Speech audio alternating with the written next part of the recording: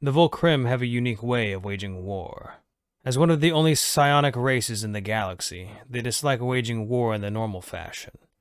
Rather, they gather a collection of champions together to create a mind construct to do battle with their chosen foe's mind construct.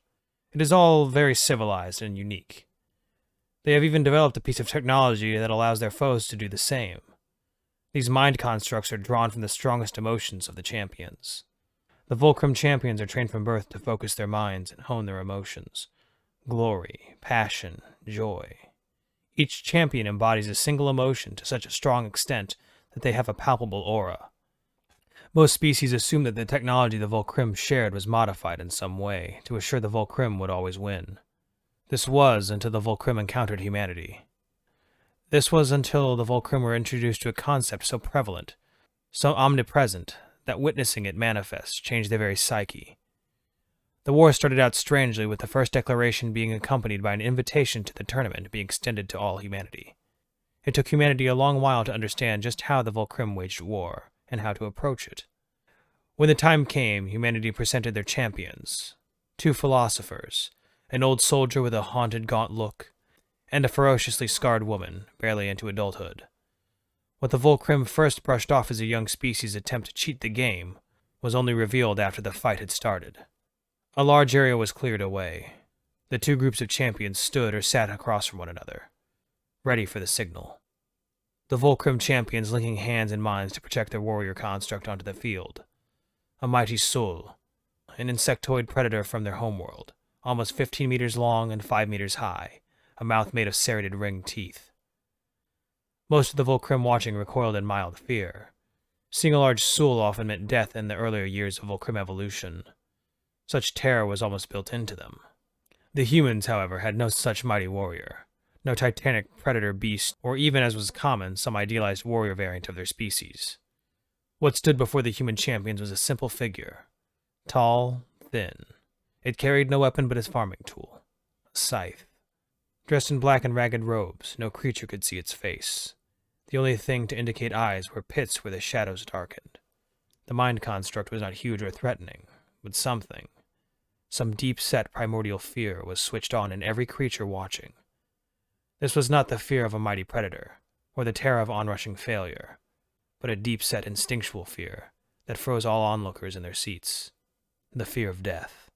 No galactic species had yet bested that unassailable wall to the afterlife. None had seen beyond it, and none had come back from it. And here, moving slowly, implacably across the field of combat, was the incarnation of it. The Volcrim champions attempted to defeat it, slamming titanic claws upon it, charging it with the bulk of the soul, even attempting to consume it. Each and every time the attack simply passed through the figure. Finally, the figure raised its scythe and swung. The universe stretched. There was a sound not unlike a wet finger across glass, and then the sound of a wire snapping. The Volcrim mind construct vanished, defeated in a single swing of this robed figure's weapon.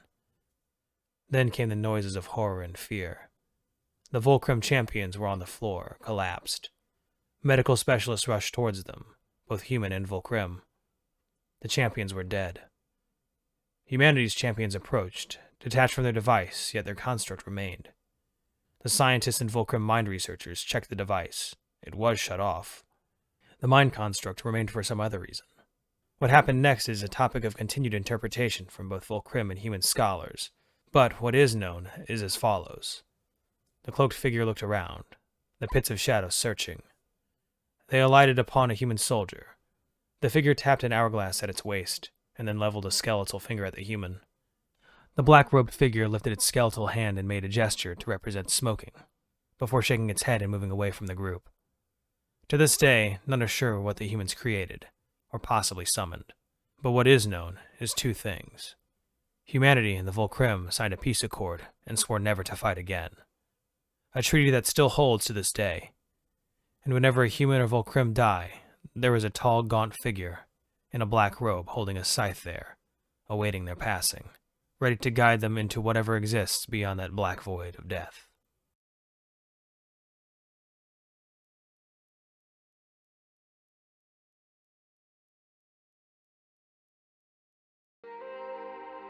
Hey everybody, thanks for watching.